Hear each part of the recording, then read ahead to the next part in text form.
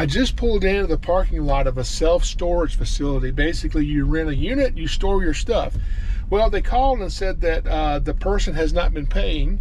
So under the terms of their lease, they cut their lock and was going to sell all their stuff they left in storage. There's a problem. There's an aquarium at the front with a snake in it. I don't know if this snake is alive. I don't know what kind of snake it is. And it's cold today. And it's been cold for a little while. I don't know what condition this snake is in, if it's alive, because it's cold out here. Man, this is really sad. Somebody leaving the snake, just leaving it, you know.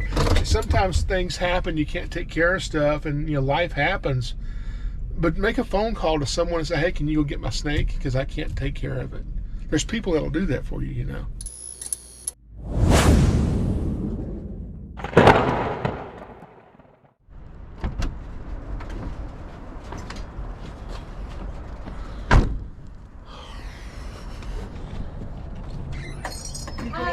I am. How y'all doing? Good. How are you? Are you ready? I am. Let's do this. I'm so glad you came. Good. Yeah.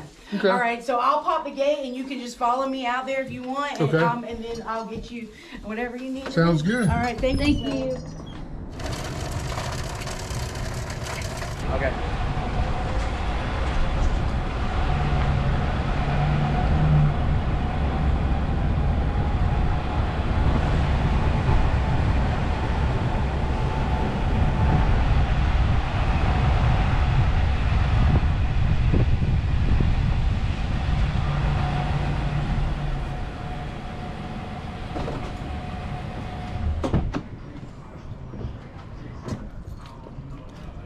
Basically, he is a delinquent tenant, so once you go delinquent 31 days, you're then made eligible for lock cuts. And after the lock is cut, then we inventory the unit. We don't step foot inside the unit. We just take pictures and photographs of the unit as is. And then when we did this yesterday, we thought he was dead. So when we came out this morning, we were just going to cover it up and then re-photograph around it. And when we came out, Katie looked at the pictures from the other day and she said, he's moved. And so I was like, oh my God. So this was yesterday when we noticed about it. We looked at the pictures, compared it, and then she tapped the glass with her phone and he moved. We thought he was dead, yeah. Yeah, I tapped the glass and he moved. I mean, because the guy has not had... oh my God, it's alive. Yeah, and the guy has not had access to this unit since he went delinquent. So we overlock the unit with our overlock, and then we deactivate the gate code until the payment is made. So he definitely hadn't had access since then. But he knew the snake was here, so he could have said, hey, somebody's going to get the snake out of there. Please, somebody come get this snake. Absolutely. Like, and I would have let him come get it here. Because y'all have no clue what's in any of these units. No, absolutely not. No, not until if somebody wants to show us or we drive by looking nosy, but... Now, when you called me, I was thinking this could be a ball python because that's normally what we get. But a ball python would have a much harder time surviving this than this snake would. Okay, so is it a king snake? This is the type of king snake, and so which means it's a colubrid. And these snakes typically do a little bit better with colder weather than your tropical snakes, your boas, your pythons, things like that do. Okay. So this one can tolerate a little bit more, but tonight or tomorrow night it's going down in the 20s. You know, it's going to be below freezing, and they can't tolerate that. He's pretty snaky. I mean, he looks a little underweight. Yes. So he's a little skinny. Shoot, I almost went to the pet store and brought a rat just in case. Yeah, they won't eat. I mean, it's going to take him a while to eat. Yeah. But so what we want to do is try to get it where it'll eat on its own. But that may not be for a while because when it's cold like this, they go into brumation mode. Gotcha. Which means, hey, winter's coming, I'll wait a couple months before I eat. Yeah. You know what I'm saying? So sometimes it can take a little while to get these guys back on track, but sometimes not. Sometimes you can warm them up and they'll go right back to eating, but we'll just have to see with this guy. I hope he does. All right, that's a bulletproof vest, feels like. Yeah, probably weigh him down. Level 4, please. And so I'm going to take him out of here and put him in a bag. You're Jeez, Mom, she yelled at me. I know.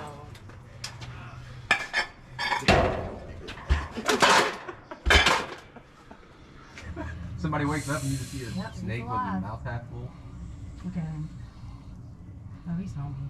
Oh, yeah. It's a good thing he's still moving. I hope he's going to be happy.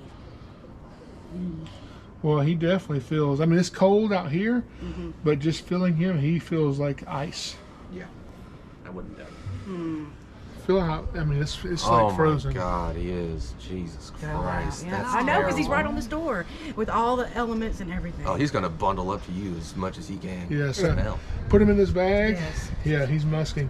Put him in the bag and then get him in the heat in the van, and I'll warm him up all the way back to our Okay. building. That's so sad. I'm so grateful. Yeah. Poor guy. Thank you. I'm glad we called because he We got was him. freezing. I'm so glad that you answered the phone. Some people Good. were like, it's going to be That's $300 to come get him. And I was Like like, $350 no. if it's poisonous Yes, and all this. yeah. Wow. I was like, well, we can't make that. So, yeah, so I'm glad that you Yeah. Too, just so you know. Oh, in case absolutely. this ever happens again. Yes, you are the guy to call. You are amazing. Cool. Well, thank you guys. Do you want me to give you his information? Yeah, see, yeah, I Okay, need to all ask right, for that. let's do that. We will. Yeah, and then I don't know if law enforcement will do anything, but we'll gladly turn his info over to whoever needs it, because you said the last time on the records that show he's coming in the gate to come here was when? August the 16th Of August the 2023. of 16th. 2023. Yeah. Yeah. I have the actual gate records and everything too. So yeah. So that's over 4 months ago. Yep. That he has not been to this. The unit snake at has been here for over 4 months. Well, this is really sad. So that snake has been in here, that we know for sure, for over 4 months. So within the next 24 hours, the temperatures here will be below freezing. If they hadn't have called today for me to come get the snake, this snake would definitely be dead within 24 hours. You know, these snakes can tolerate cold temperatures sometimes, but not freezing temperatures. You know, when it gets freezing around here, snakes like this go underground and they get somewhere below the frost line. But with that snake being in an aquarium with just glass and a screen top and next to just an uninsulated garage door, it doesn't hold any heat in, so it can't escape the cold. And that snake was just freezing cold. So we're gonna go in here. They're gonna actually give me the names of the individuals that left this snake. I don't have the authority or ability to charge anybody. I'm not a cop, but I'm gonna turn this over to who needs it, and then they will make a decision on whether or not they can bring charges against this person or not. So I don't know what they'll do, but I'll do my part. The snake is put away in an enclosure. It's nice and warm, or it's getting there anyway, and there's a lot of movement, lots of tongue flicking. That's a really good sign. So I think this snake may actually make it and do well. At least that's the hope, and I really think it will. Jason Clark here. I'm the founder and director of Southeastern Reptile Rescue, and I want to let you know what an amazing year we just had. This last year, with the hundreds of reptile presentations we did and all of the reptile exhibits that we set up, we were able to reach over 250,000 people with our rescued reptiles and share with them our message of why they should care about these animals as much as we do. And for all the people who can't come see us in person, fortunately our videos have had a worldwide reach and able to show just how amazing these reptiles are. And what's even cooler, there's a lot of schools and public libraries here in the Southeast who have started using our videos as part of their curriculum. Over this last year, we've rescued several hundred reptiles. Sometimes it includes helping an animal find a new home, or maybe removing an animal from a dangerous situation and releasing it somewhere else in the wilds. It also includes those animals having to come here and find refuge and live out their life at Southeastern Reptile Rescue. For this next year, we have even more planned. Right now, we're working on a new project we've never offered to the public before, but the hope is it will inspire the next generation of reptile rescuers. Wintertime doesn't just bring cold weather, it also brings with it the added cost of keeping over 200 rescued reptiles warm and fed. We also are not able to do as many educational programs this time of year, which means a reduction in revenue. That makes your financial support even more important right now. If Southeastern Reptile Rescue has been a blessing to you in the past, consider making a donation.